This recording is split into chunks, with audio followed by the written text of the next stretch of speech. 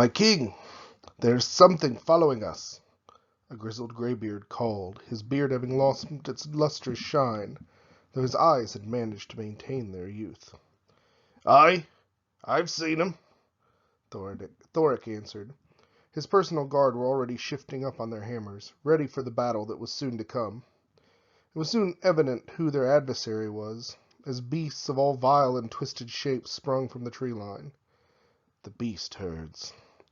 Warriors, rally round the colors of our home.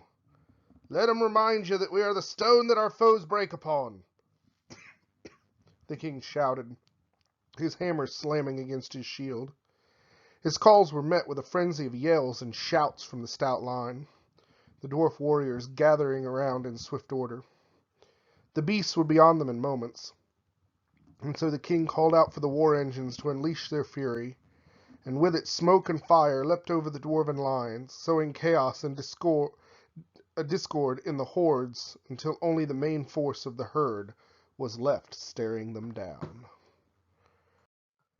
All right, so new battle report time. Tonight we have Michael's Dwarven Holds taking on Skip's Beast Herds in a 4,500 point narrative battle with no scenario. We are also continuing to use maps from the map pack that is released on the Ninth Age forum site. We've actually really been enjoying doing that. It's varied up our terrain placement quite a bit, and I think we're going to keep doing that for the foreseeable future. So let's go ahead and get into some deployment, starting with the Dwarven forces. Okay, so starting on the left, we have a unit of 30 Greybeards with full command and shields. With them is a Thane with 2 runes of fury and a shield. Next in the field there is a unit of 30 Deep Watch with full command. Hanging out with them is King Thoric Grudgehammer on shield bearers with a shield, with the Rune of Destruction, 2 runes of fury, 2 runes of shielding, and a pistol. Also is the Thane Battle Standard bearer with shield, holdstone, Aether Icon, Aether Lodestone, and 2 runes of iron. Next is a rune-crafted organ gun. And behind that is an engineer with shield, forge repeater, and a rune of iron. Next to the organ gun is a rune-crafted flame cannon, and then a second rune-crafted flame cannon. And then on this side is another 30-man Greybeard unit with full commands and shields. And with them is a Thane with 3 runes of fury and a shield. Alright, so then we are going to get into the Beast Herds forces. Now, the dwarves basically dropped everything they had, so the Beast Herds deployed way on this side to avoid taking too much fire from the guns for the most part. So we're going to start with a line of 5 Feral Hounds. And I'm actually just looking at this. I think he was playing these guys as being able to, like, swift reform and stuff, like if they were light troops, and they do not appear to be, so oops. Next to that in front, there is another unit of 5 Feral Hounds. Behind that is a unit of 25, I believe, Longhorn herd. They have full command with the totem bearer for the Bloodied Horn totem. They have the icon of the Relentless Company, and they are wielding halberds. In with them is his Beast Lord, who has the Hunting Call, Blessed Sword, Armor of Fortune, and the Charm of Cursed icon. Next to that is a unit of 5 Minotaurs with paired weapons, and his Alpha Bull BSB. Alpha Bull is a Greater Totem Bearer with the Dragon Mantle and a Talisman of Greater Shielding. In front of that are 2 individual Razor Tusks. Then there's a unit of 6 Minotaurs with paired weapons, rather. Next to that is a chariot and then a Gortak. You can also see over here he has, that's one of his ambushing units that's just sitting there on the corner. He actually has a total of 3. He has 2 25-man Wild Horn herds with paired weapons, full command, and bloodied horn totem. He's got 2 of those that are going to ambush. And then he has a unit of mongrel raiders, a 10-man, that is also going to ambush. Okay, so we start the Dwarven Hold turn 1, and not much going on. Basically, the dwarves got kind of screwed by the way the beast herds deployed, so there was nothing for them to shoot at, and they just moved up a little bit, kind of starting to circle around there to get to where the beast herds are. I don't necessarily know if this deployment was the smartest choice for the beast herds, because the dwarves with those 3 weapons in the siege weapons in the middle are going to have an easy time just shooting guys to death. Really, the only thing the herds got going for it is if they can ambush behind it and take those guys out pretty quickly. So we immediately go into beast herds turn 1 because the dwarves had no shooting in range and no magic.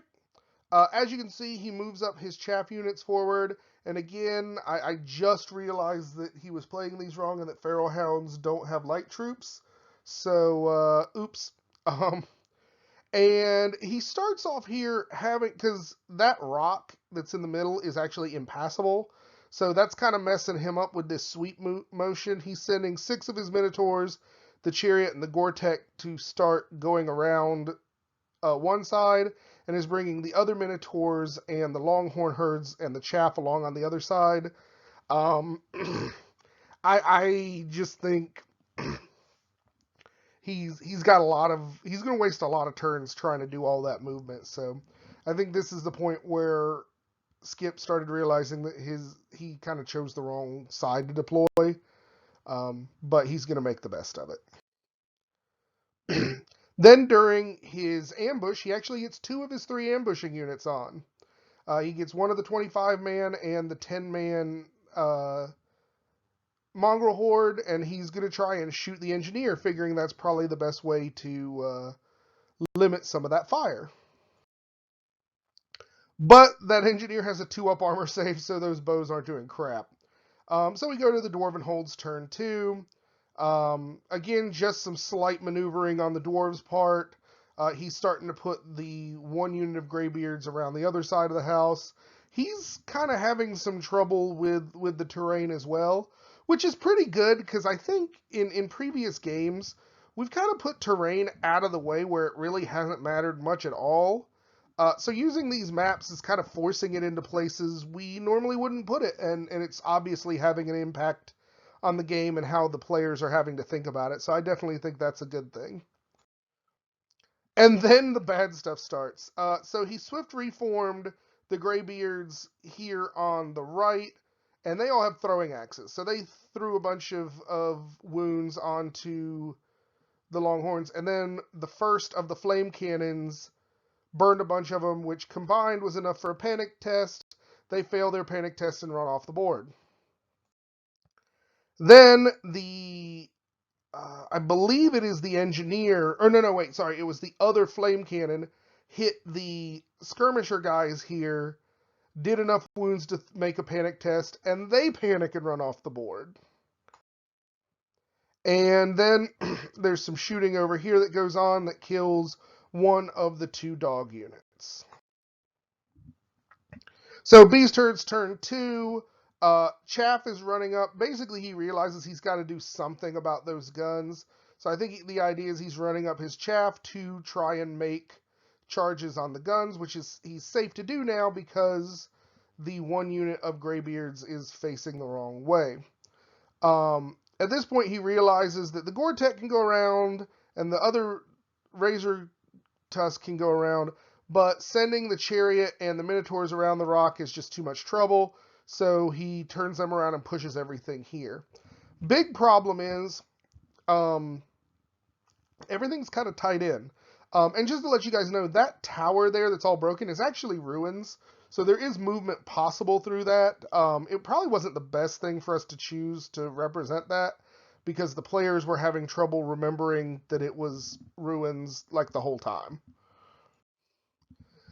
And then he ambushes up his second group and ends up sending them wide here in the flank of these dwarves, mainly to cause a threat to slow the dwarves from being able to kind of respond to him coming in so hard, which I don't think is a terrible idea. So Dwarven holds turn 3. Basically, he swift reforms the one Greybeard unit to face forward again. He swift reforms the other Greybeard unit to turn and look at the front of these wild horns. And he moves his engineer into the field a little bit. So some thrown weapons here kills 2 of the dogs. Some thrown weapons here kills 2 of the wild horns. Oh, yeah, so the engineer looks like fired and killed 1 more of the dogs. That's what happened here. And then one of the flame cannons hits the group of longhorns, but because of the charm of cursed iron, he only kills 2 of the longhorns, which was very lucky. And then, to add to his luck, the other flame cannon misfired and took a wound, and the organ gun misfired and took a wound, which is pretty awesome. So the beast herds aren't going to get shot. So we go into beast herds turn 3, and some charges go. The dogs charge the organ gun. The razor tusk charges the injured flame cannon. He tried to charge with both the minotaurs and his longhorns because he remembered, hey, it's a ruin, I can move through it. To get to these graybeards, the minotaurs failed their charge, however, so only the longhorns go in. And over down here at the bottom, the wild horns go into the dwarf unit that they've got in front of them. Then, as you can see, everything else over here is starting to come around. But again, he's not in a position to provide a lot of support to that Longhorn unit, so he's just got to hope to get off some magic and let them stick.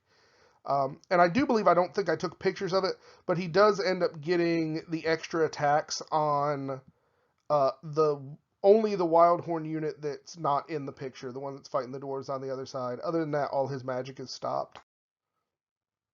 So we go into combats. He ends up actually putting 1 more wound on the organ gun before it kills the 2 dogs, which is pretty good. Then over here, the Razor Tusk absolutely shatters this flame cannon and decides to overrun, hoping to make the charge from the Deep Watch into the flank of this combat going here a little bit harder, but it's still a pretty easy charge. I think it only needs 8 inches. And over here, because of the magic buff on this unit, this actually goes pretty well. The Wildhorns actually win this combat, but it's only by 1, I think. And the dwarves, of course, on their crazy, stupid high leadership, stay and reform in a wider setup so that they can have more attacks. Over here, the general, or no, it's the dwarf Thane in the unit declares a challenge. The Beast Lord steps up. Beast Lord manages to do 2 wounds onto the Thane and take 1. And then there's some wounds back and forth. I believe this is either a push or one side or the other might win by 1. It wasn't a very decisive combat, but the loser does not break. However, this is about to change things, because in Dwarven Holds turn 2, the Deep Watch with the King and the BSB comes slamming right into the side of the Longhorns. And that was pretty much all his movement. So he ends up shooting with the organ gun and putting only a single wound on the Gortak. Then we go into combat. The dwarves are starting to win the grind war. They actually win by a pretty good margin here. I think the Wild Horns needed a 3 or a 4 to stick and actually stick. Skip was making some really good leadership roles this game. However, all the leadership roles in the world is not going to help this one. Only plus side for the Beastman is that his character does kill the Thane before they just get absolutely trashed. There's still a few of them left alive. They auto break and flee. The Deep Watch restrain, but because they had more ranks, everybody's got to flee through the ruins and pursue through the ruins. The Longhorns are caught, but they end up making these Greybeards take a lot of wounds from dangerous terrain, as well as presenting their flank to the chariot over there. But they are out of line of sight from the Gortak, which is good for the dwarves. So we go to Beast Herd's turn 4, and the Minotaurs decide it's time to go mix it up with the Deep Watch. The other thing that actually went really well for the Beast Herds in that last fight is with the few attacks he had to throw to the side, he actually got 1 wound on the king. It was just random. And the Razor Tusk here slams into the one flame cannon and sets himself up to be able to overrun into the other one. And then over here, flank charge into these dwarves by the chariot. I don't know why I took this picture again. He might have gotten a spell off, or I might just be showing the movement of the other units. Nope, because here's where he got the spell off. So he gets distracting and 6-up armor on the Minotaurs, which is the only thing he can get up on them because the dwarves stop all the other magic. Over here, it didn't go great. A few dwarves die. The chariot takes 1 wound. The dwarves lose by 1, I think, and then turn, but they're stubborn, so they turn and face. Over here, again, dwarves are still killing the wild horns at a pretty significant rate, but again, Skip is rolling like the 2 or 3 he needs to stick and doesn't go anywhere. Over here, the Razor Tusk kills the flame cannon, overruns into the organ gun, which actually causes the engineer to panic and run off. Over here, the fight goes all right. The Minotaurs still win this one. They lose 1 Minotaur and take out a little over a rank of dwarves, but these dwarves are going to be stubborn forever, and the Minotaurs really need help, and they've got to last 1 more round of combat before they can get any. So Dwarven holds turn 5, starts with the engineer failing his rally check and running straight off the board. And then the Razor Tusk is going to kill the organ gun. These Greybeards finally kill the Wild Horns and turn to face the combats here. The dwarves fail to do any more wounds onto the chariot. The chariot kills 1 more dwarf maybe, but then the chariot doesn't break, even though it loses by 1 or 2. And then bad things go. The Minotaurs take another huge hunk of dwarves out, but they lose another 2 Minotaurs, which is enough to make them lose the combat. And they break and run away, including his Alpha Bull, which is just bad news. And then we go into Beast Herd's turn 5.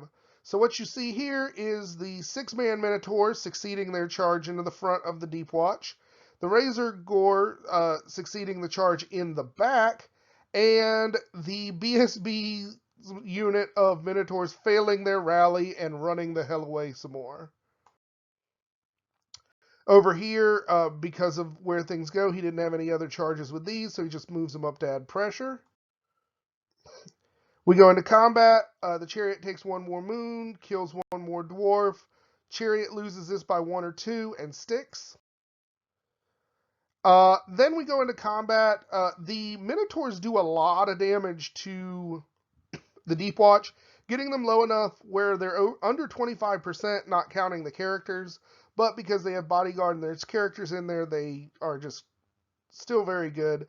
But the Minotaurs lose this fight. They turn and break. The Razor Gore actually succeeds, so he holds the Deep Watch and the characters there, and they turn to face.